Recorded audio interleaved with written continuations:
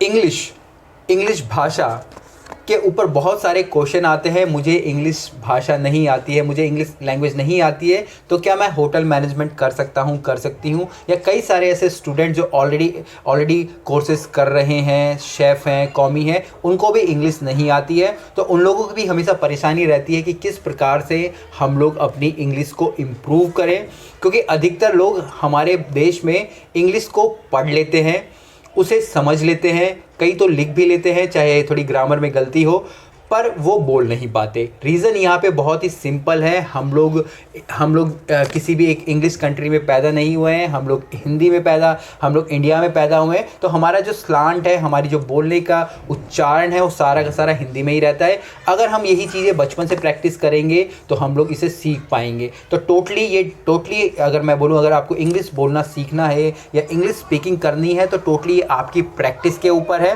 क्योंकि हम लोग अभी तक हिंदी बोल रहे होते, तो हमारा जो पूरे जीभ हो गया, मुंह हो गया, वो हिंदी के लिए इतना आदी हो जाता है। जब हम लोग इंग्लिश भी बोलते हैं तो हमें तकलीफ़ होती है, क्योंकि हमारे जो मसल्स हैं वो खिंचने लग जाते हैं।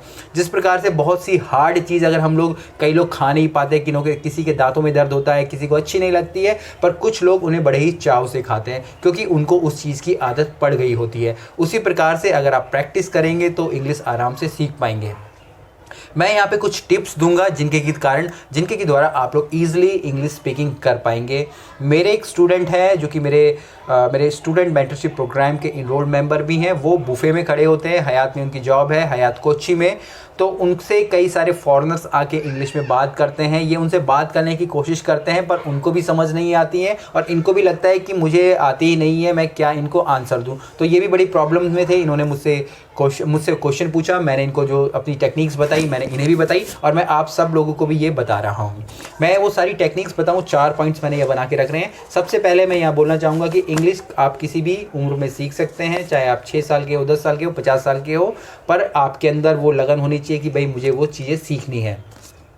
जब भी आप अपनी इंग्लिश बोलना स्टार्ट करेंगे तो आपको फोकस करना है बोलने के ऊपर। आपको अपने बोलने के ऊपर फोकस करना है। आपको ना तो ग्रामर के ऊपर फोकस करना है, ना ही उसके प्रोनाउंसिएशन माने कि उसके उच्चारण के ऊपर, ना ही आपको व्याकरण पे जाना है, ना ही उसके उच्चारण पे जाना है। आपको एटलीस्ट स्टार्ट करना है, क्योंकि सबसे बड़ा हमारा कदम यही होता है कि हम उस चीज़ को एडॉप्ट करने के लिए बिल्कुल ही हमारे जो दिल और दिमाग मना कर देता है कि हमसे ये नहीं हो पाएगा। तो जब नहीं हो पाएगा तो नहीं हो पाएगा, क्या कर सकते हैं। पर जब आपका मन मान जाता है मुझसे ये हो पाएगा, तो चाहे कुछ भी हो जाए आप उसे कर पाते हैं। अब उनको टिप क्या मैंने दी है मैं आपको वो भी बताता हूँ।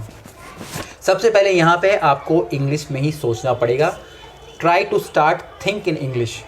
हम लोग हमेशा कोशिश क्या करते हैं, हमें जो भी शब्द या जो भी वाक्य है इंग्लिश में बोलना होता है किसी को, सबसे पहले हम लोग उसकी हिंदी में सोचते हैं, फिर उसका व्याकरण का या ग्रामर लगा के उसको इंग्लिश में बोलते हैं। तो यहाँ पे 2 बार हम लोग सोच रहे होते हैं। पहले एक वाक्य बनाते हैं हिंदी का, फिर उसको कन्वर्ट करने की कोशिश करते हैं ग्रामर और प्रोनाउंसिएशन का टोटल सब कुछ लगा के। तो यहाँ पे डायरेक्ट आपको सीधा आपको इंग्लिश में सोचना पड़ेगा कि आपको क्या बोलना है। Try to think in English only. जैसे कि मान लीजिए मैं बोलता हूँ कि मैं पढ़ रहा हूँ, तो मैं पढ़ रहा हूँ मैंने हिंदी में सोचा है।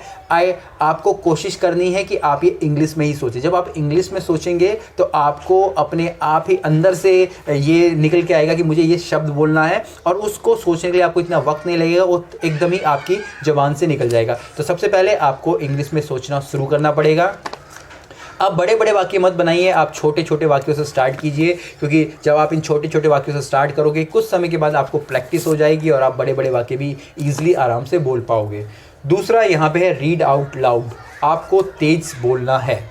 हम लोगों की, जैसे कि मैंने आपको पहले बताया, हम लोग किसी भी चीज़ को आसानी से पढ़ लेते हैं, पर हम जब भी प्रैक्टिस करेंगे यहाँ पे, जैसे कि मैंने आपको बोला ये दूसरी टिप है, यहाँ पे आपको रोज़ 15 से 20 मिनट कुछ भी आप पढ़िए। कोशिश कीजिए कि अपनी कलनरी बुक्स को ही पढ़ें, क्योंकि वही आपको यूज़ होंगी यहाँ पे, तो डबल फ़ायदा हो जाएगा।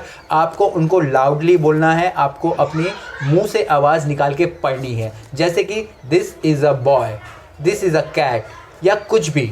Cooking is a art and science. तो आपको इस तरीके से मुंह का उच्चारण बाहर निकालना है, क्योंकि जब आप मुंह से उच्चारण बाहर निकालेंगे तो आपकी जो मुंह की मसल्स हैं वो भी खींचेंगी, और आपका जो ये पूरा फेस है, मुंह है, वो इंग्लिश बोलने के आदी होगा।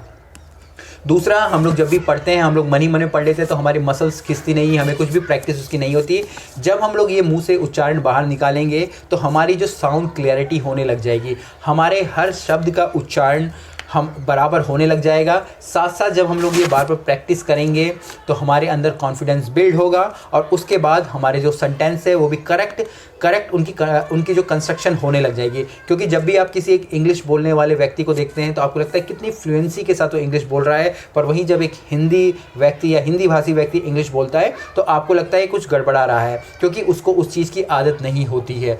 तो आप ये अपने बारे में तभी जज कर पाएंगे जब आप अपने आप को बोलना शुरू करेंगे। तो एटलीस्ट 30 दिन तक ज़रूर ट्राई कीजिएगा। आपको रोज़ 15 से 20 मिनट इंग्लिश को पढ़ना है और लाउडली पढ़ना है। आप अपने आप को कमरे में बंद करके पढ़ सकते हैं, ज़रूरी नहीं कि आप सबके सामने ही चिल्लाएं।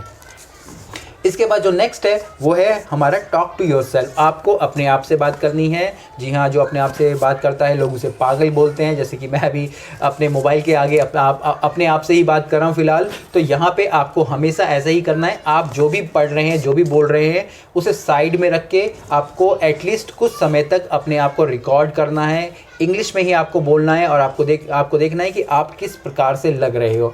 सेम यही टेक्निक आप लोग कर सकते हो और फिर वही आप किसी दूसरे से, किसी इंग्लिश मूवी से या जो कि वहाँ पे इंग्लिश बोलते हैं, आपको चेक करना है कि वो किस प्रकार से उन चीज़ों को प्रोनाउंस कर रहे हैं, किस प्रकार से उनके उच्चारण निकल रहे हैं। तो यहाँ पे आप अपने आप को कंपेयर कर सकते हैं और फिर आपको पता चलेगा कि भाई आपकी इंग्लिश में और उनकी इंग्लिश में क्या फ़र्क है। क्योंकि अधिकतर हम लोग इंग्लिश हिंदी में ही बोलते हैं। अगर हम लोग इंग्लिश में बोलेंगे तो हम अच्छे से क्लियरली बोल पाएंगे।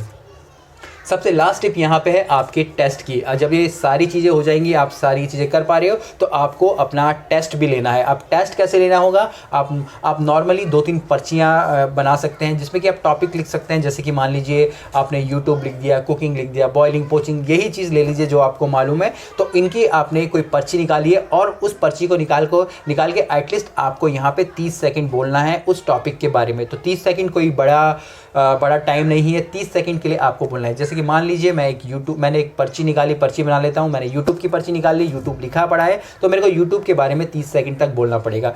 YouTube is a very good platform. It give us opportunity to show our self to others. YouTube is a great and we can earn from YouTube also. So इस प्रकार से आपको 30 सेकंड तक यहाँ पे बोलना है। हो सकता है कि मैंने भी 30 सेकंड तक ना बोला हो, पर इस प्रकार से आप लोग प्रैक्टिस कर सकते हैं। जब आप धीरे धीरे प्रैक्टिस करेंगे तो आपकी चीज़ें धीरे धीरे ही इम्प्रूव होने लगेगी और आप देखेंगे कि कुछ समय के बाद आप लोग इंग्लिश भी यहाँ पे अच्छे से बोलने लग गए हैं। समय लगेगा पर हो ज़रूर जाएगा। आपको हौसला रखना है, हिम्मत नहीं हारनी है। इसके अलावा कुछ भी क्वेश्चंस हो, कमेंट्स हो या किसी भी टॉपिक के ऊपर आप चाहते हैं मैं वीडियो बनाऊं, आप मुझे नीचे लिख सकते हैं या मुझे व्हाट्सएप पे कांटेक्ट कर सकते हैं। फिर मिलते हैं एक नई वीडियो में, तब तक के लिए जय हिंद।